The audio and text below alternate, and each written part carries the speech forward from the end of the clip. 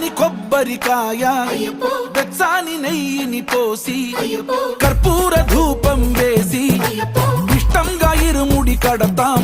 నువ్వు ఎత్తుకుంటే చాలు ఎన్ని పూనకాలు కంఠమెత్తి పాడుకోగా కన్యస్వామి కదిలిరాగా ఇరుముడి కట్టు కట్టు కట్టు కట్టు కట్టు ఇరుముడి కట్టు ఎక్కు ఎక్కు ఎక్కు ఎక్కు సారి మల్ల ఎక్కు.